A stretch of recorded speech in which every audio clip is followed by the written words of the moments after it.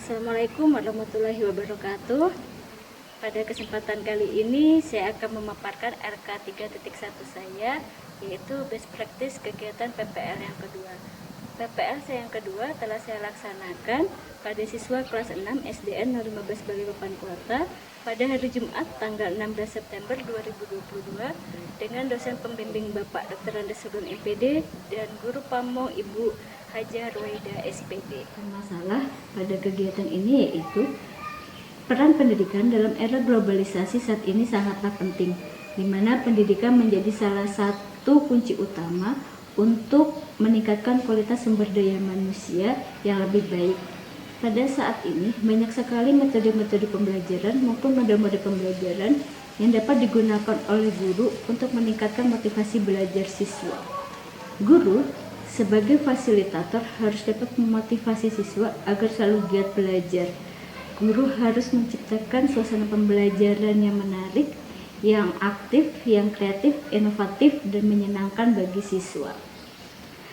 Proses pembelajaran yang selama ini terjadi itu adalah proses pembelajaran yang lebih berpusat pada guru, di mana guru yang aktif sementara siswanya pasif, dengan menggunakan metode ceramah yang paling dominan. Dengan adanya kegiatan pembelajaran yang berpusat pada guru ini, siswa menjadi lebih pasif sehingga siswa tidak dapat mengeluarkan ide-ide kreatifnya, tidak dapat berpikir kritis, dan siswa juga tidak dapat berkreasi sesuai dengan kemampuan yang dimiliki masing-masing. Agar proses pembelajaran dapat berjalan optimal dengan baik, sebaiknya pembelajaran itu dilakukan dengan proses pembelajaran yang berpusat pada siswa atau student center.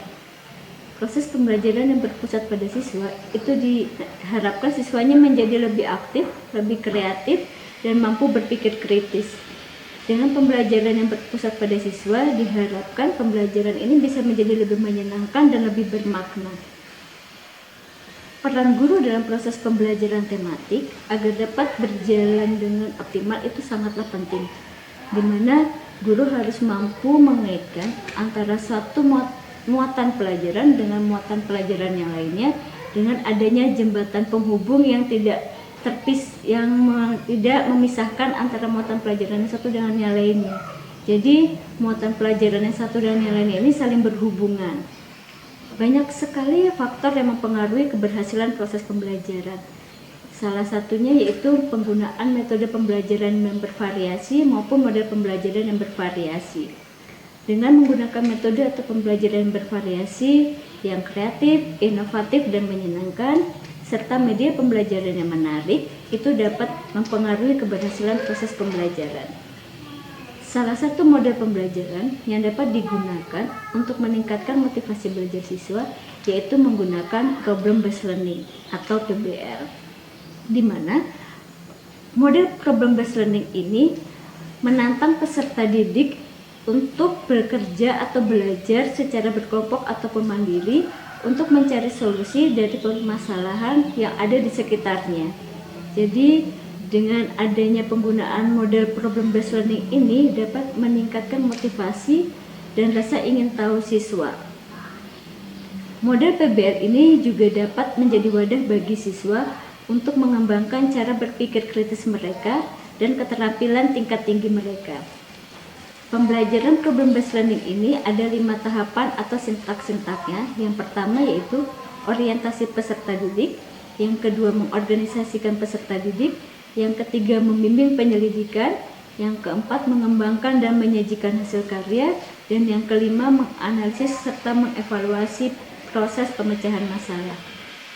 Kenapa praktek ini perlu dibagikan? Menurut saya praktek ini perlu dibagikan agar para guru tahu bahwa model problem based learning ini dapat digunakan dalam proses pembelajaran untuk meningkatkan motivasi siswa. Sebab dalam pelaksanaannya, model pembelajaran problem based learning ini membuat siswa menjadi lebih aktif, lebih kreatif, dan inovatif, serta mampu berpikir kritis dalam menemukan konsep-konsep materi pembelajaran yang diajarkan oleh guru di dalam kelas. Dengan meningkatnya motivasi belajar siswa, maka dapat meningkatkan hasil belajar siswa. Apa peran dan tanggung jawab Karena saya sebagai guru sekolah dasar di sini, maka peran dan tanggung jawab saya adalah saya harus bisa memotivasi siswa-siswa saya untuk tetap semangat belajar sesuai dengan karakteristik mereka yang berbeda-beda setiap anak, di mana setiap anak punya kelebihan masing-masing yang harus dapat kita kembangkan. Dan dengan meningkatnya motivasi belajar anak, maka hasil belajar anak juga akan terus meningkat. Tidak lupa juga kita tetap beri mereka pelajaran yang berkaitan dengan karakter religius, budaya lokal, dan wawasan kebangsaan. Apa saja yang menjadi tantangan yang dihadapi dalam kegiatan ini?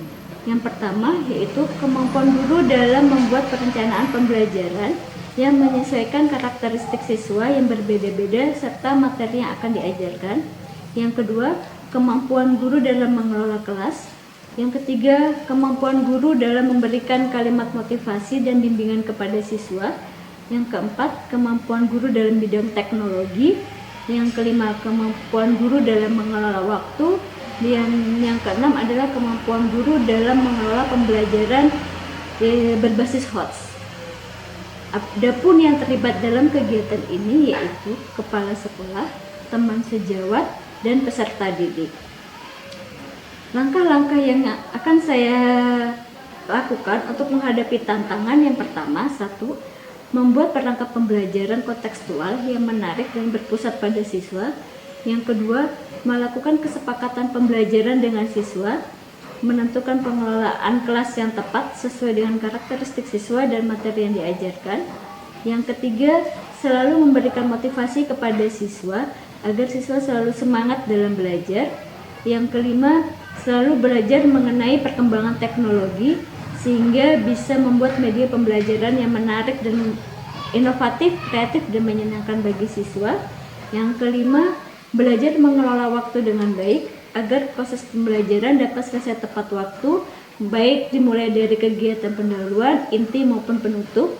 Dan yang keenam, mempelajari tentang HOTS yang dapat diterapkan dalam proses pembelajaran di dalam kelas. Adapun strategi yang digunakan yaitu 1. Melakukan kolaborasi dengan teman sejawat. 2. Memaksimalkan peran aktif siswa selama proses pembelajaran di dalam kelas. 3. Mendorong dan memotivasi siswa agar tetap terus bersemangat dalam belajar. Adapun proses yang saya lakukan yaitu 1. Menyusun desain pembelajaran yang akan dilaksanakan. 2. Menyiapkan perangkat pembelajaran yang meliputi RPP, bahan ajar, LKPD, media ajar, dan instrumen penilaian. 3. Melaksanakan proses pembelajaran sesuai dengan RPP yang sudah dibuat. 4. Menanyakan kondisi siswa serta kesiapannya dan untuk menerima pembelajaran pada hari itu. 5. Memberikan persepsi kepada siswa sehingga siswa mudah menerima materi dan memahami materi yang akan kita ajarkan pada saat proses pembelajaran. Yang keenam, memberi kesempatan kepada siswa untuk mencari permasalahan yang ada di sekitarnya terkait dengan materi yang akan diajarkan. 7. Membimbing siswa secara berkelompok maupun individu. Ke-8, melakukan penilaian atau observasi sikap dan keterampilan selama proses pembelajaran. Ke-9, memberikan kesempatan kepada siswa untuk bertanya, untuk mempresentasikan hasil diskusi kelompok mereka dan akan ditanggapi oleh kelompok lain. 10. Mengevaluasi hasil diskusi kelompok dan memberikan penguatan konsep yang telah ditemukan oleh siswa sehingga pembelajaran lebih bermakna. 11.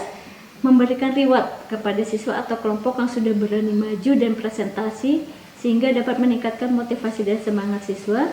12. Memberikan evaluasi dengan materi HOTS agar siswa dapat berpikir kritis. Dan yang ke-13, melakukan refleksi pembelajaran. Yang terlibat dalam proses ini yaitu rekan sejawat dan peserta didik. Adapun sumber daya yang diperlukan yaitu kompetensi guru dalam membuat rencana pembelajaran serta kreativitas guru dalam merancang proses pembelajaran yang menarik, kreatif, dan inovatif. Adapun dampak aksi dari kegiatan ini yaitu 1. Siswa menjadi lebih aktif dalam proses pembelajaran. 2. siswa tidak bosan dalam mengikuti proses pembelajaran. 3. Pembelajaran menjadi lebih menyenangkan, aktif, dan bermakna. 4. Siswa semakin tertantang dan bersemangat serta kreatif dalam belajar. 5. Motivasi siswa menjadi meningkat. 6. Hasil belajar menjadi meningkat. 7. Siswa mampu menjawab pertanyaan-pertanyaan HOTS. 8. Siswa berani mempresentasikan hasil diskusi mereka. Dan pembelajaran berpusat pada siswa dapat terlaksana. Adapun hasil dari aksi ini yaitu motivasi belajar siswa meningkat, hasil belajar siswa meningkat, dan kemampuan berpikir kritis siswa juga meningkat. Adapun respon orang lain dalam aksi ini yaitu mendukung pembelajaran yang berpusat pada siswa, mendukung proses pembelajaran yang inovatif, kreatif, dan menarik dengan memanfaatkan kemajuan teknologi, dan mendukung pembuatan media pembelajaran yang menarik dan kreatif bagi siswa. Adapun faktor dukungan, faktor keberhasilan dalam kegiatan ini yaitu 1. Dukungan manajemen sekolah. 2. Kesabaran pendidik dalam melakukan inovasi pembelajaran. 3. Keseriusan pendidik dalam menerapkan rencana pembelajaran yang sudah dibuat. 4. Semangat siswa yang tinggi untuk belajar. 5. Sarana dan prasarana yang dimiliki oleh sekolah. Pembelajaran apa yang dapat diambil dari kegiatan ini? 1. Bahwa semua siswa memiliki kemampuan, bakat, dan minatnya masing-masing. Tugas guru adalah mengasah dan meningkatkan kemampuan tersebut. Kedua, model problem-based learning dapat membuat siswa belajar lebih aktif. 3. Model pembelajaran problem-based learning dapat menuntut siswa untuk bisa berkolaborasi dalam kelompok. 4. Model problem-based learning menuntut siswa untuk bisa mencari solusi dari permasalahan yang ada. 5. Dapat meningkatkan kemampuan dalam mengaitkan materi muatan pelajaran satu dengan muatan pembelajaran yang lain. 6. Guru dapat menggunakan berbagai macam model pembelajaran sehingga siswa tertarik untuk belajar dan dapat meningkatkan motivasi belajar. Demikian pemaparan LK 3.1 saya. Kurang lebihnya mohon maaf. Wabillahi taufiq wal hidayah. Wassalamualaikum warahmatullahi wabarakatuh.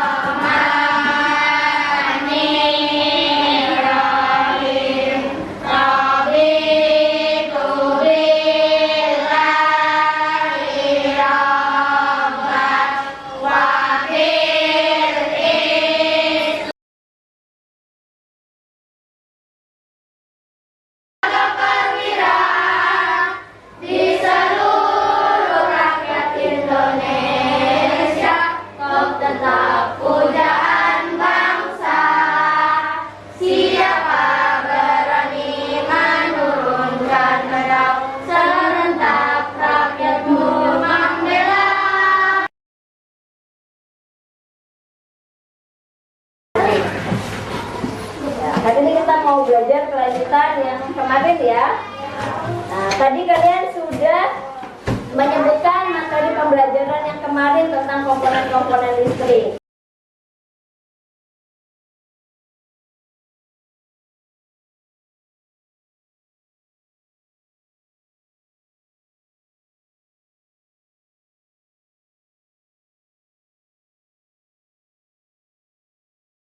Siapa ya penemu listrik pertama di dunia?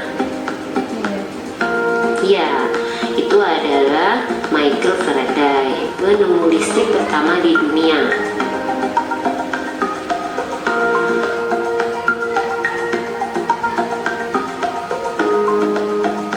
Cara menyalurkan energi listrik, perhatikan gambar berikut ini. Listrik dapat dihasilkan dengan memanfaatkan sumber energi yang tersedia di alam, seperti aliran air sungai, panas bumi, sutet, yang menyalurkan energi listrik dari pusat-pusat pembangkit. Setelah melalui sutet yang melintasi wilayah pegunungan atau hutan-hutan, energi listrik kemudian masuk ke gardu induk. Di gardu induk, energi listrik diturunkan tegangannya oleh transformator penurun tegangan menjadi tegangan menengah 20 kV. Kemudian, energi listrik disalurkan ke gardu-gardu distribusi dan diturunkan kembali tegangannya dalam gardu distribusi menjadi tegangan rendah 220 volt. Tegangan sebesar ini sudah sesuai dengan kebutuhan rumah tangga. Akhirnya energi listrik disalurkan ke rumah-rumah warga. Contohnya lagi, saat belajar pada malam hari, sebelum ada listrik itu menggunakan lampu jadul atau biasa disebut juga lampu hidromak. Nah, zaman sekarang setelah ada listrik, kita menggunakan lampu belajar. Listrik, ya. Tentang eksplanasi tentang tokoh dan penemu perubahan wajah dunia, mengubah wajah dunia. Apa yang mengubah wajah dunia? Oh, listrik. Dengan ditemukannya listrik dapat mengubah wajah dunia. Apalagi yang nyarin proses listrik sampai ke rumah. Apalagi ya, bagaimana kondisinya tadi, perbedaan kondisi.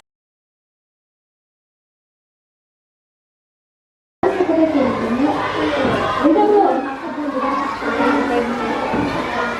Bisa didiskusikan lagi, dilanjutkan lagi diskusi. Coba lihat sini, sampai dulu. Kalau listriknya habis dia apa tadi? Dicas. Akinya. Diskusi kalian. Kelompok kucing sudah selesai. Kelompok garuda ya. Garuda di dada aku. Itu biar bisa dibaca.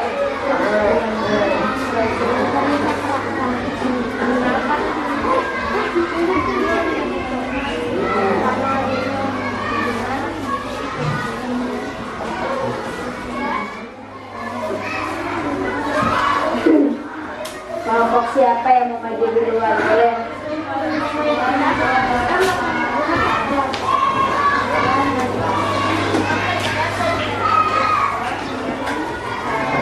Listrik itu bisa mengubah wajah dunia, tadi kata teman kalian, benar sekali ya. Ya, jadi bisa mempercepat juga pekerjaan seseorang ya. Nah, hari ini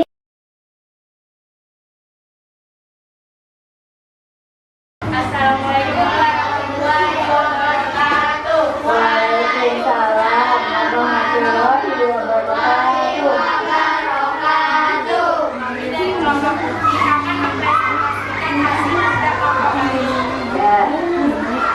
Ini nama kelompok kami. Ya, siapa nama kelompok? Ya. Silakan dibacakan hasil presentasi, hasil diskusinya. Ini perbedaan sebelum dan sesudah ada listrik.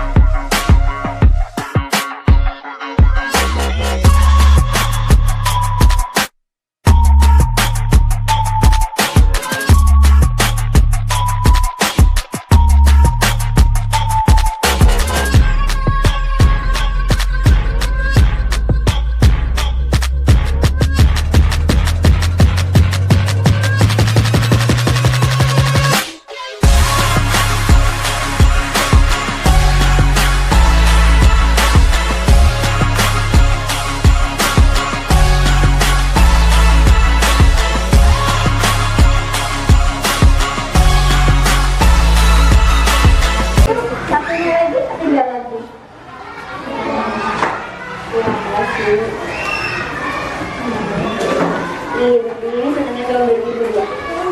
Ini kelompok Garuda, dia kalau tidak kalau begitu sama dia makan.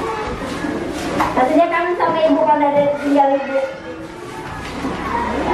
Kelompok siapa nih? Ini kelompok Anjir. Ya.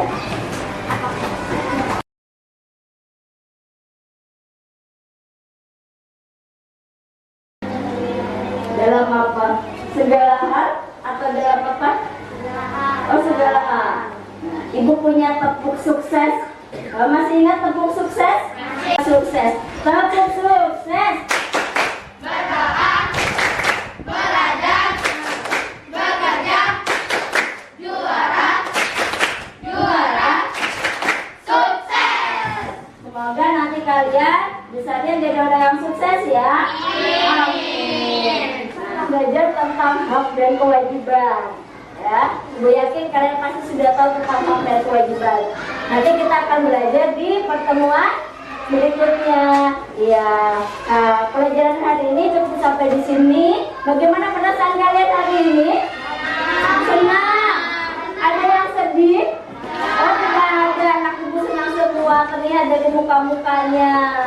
Ya. Iya. Nah, baik, sebelum kita tutup pelajaran hari ini, mungkin buku-buku yang bisa dirapikan terlebih dahulu. Ya.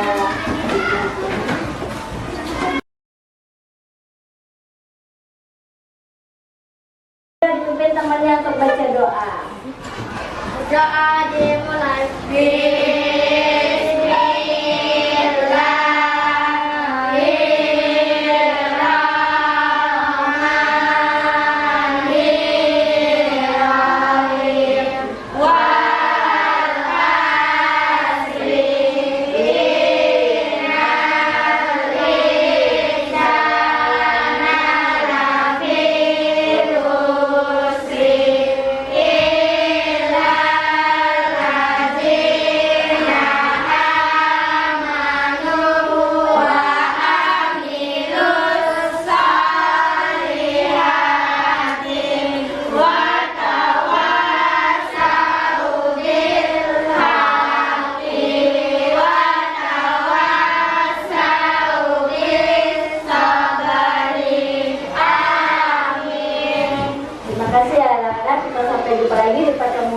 Berikutnya tetap semangat buat belajar, tidak boleh pantang menyerah.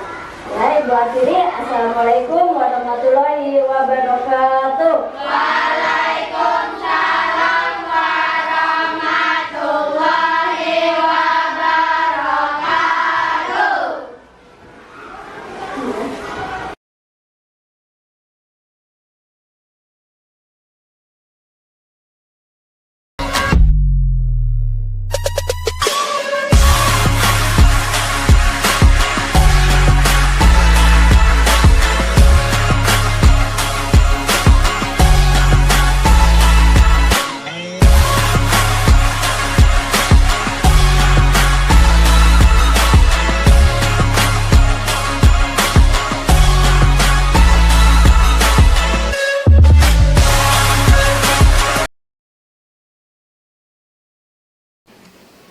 Assalamualaikum warahmatullahi wabarakatuh. Saya Kepala Sekolah SD 015 Balikpapan Kota, Ibu Yuliati, akan memberi masukan praktek pembelajaran kedua yang dibawakan oleh Ibu Ririn Retiani sebagai tugas PPL yang kedua. Pada pembelajaran yang dibawakan oleh Ibu Ririn Retiani, yaitu tema 3, itu saya menilai bahwa pembelajarannya sudah sangat baik.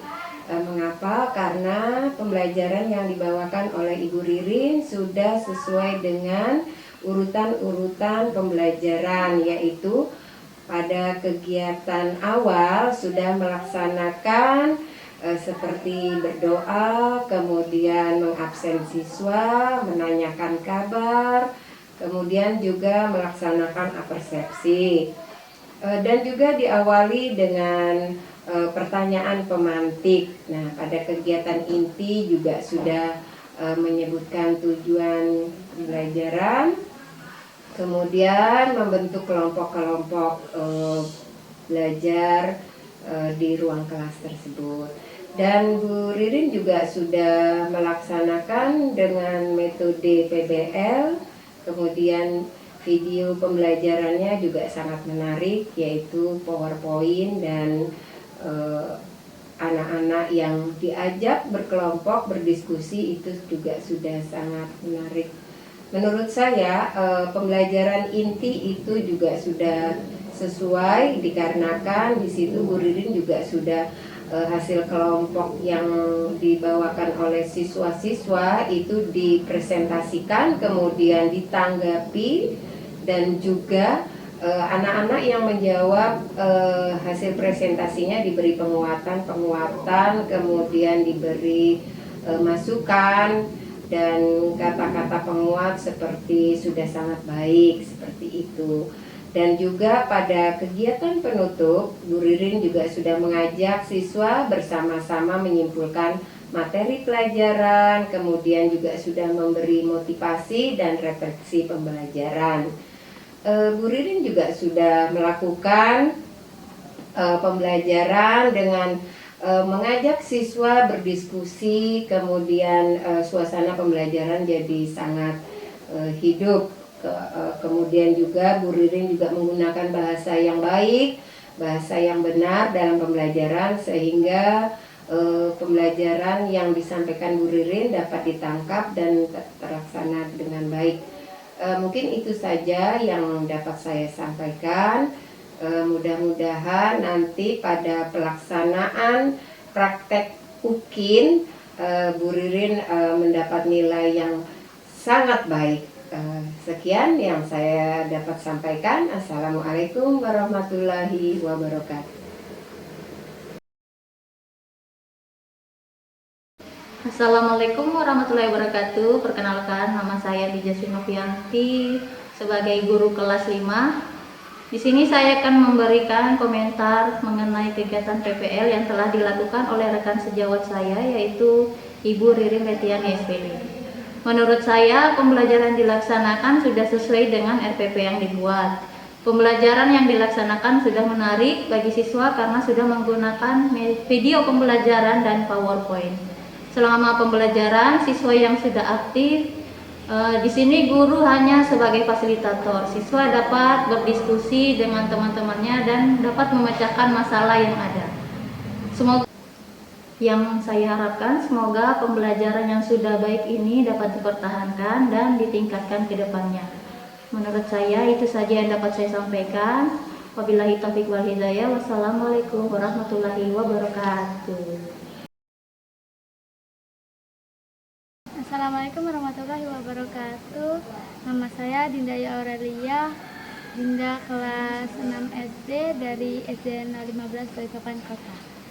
Menurut Dinda, pembelajaran PPL sudah sangat menarik dan sudah dikasih video untuk pembelajarannya.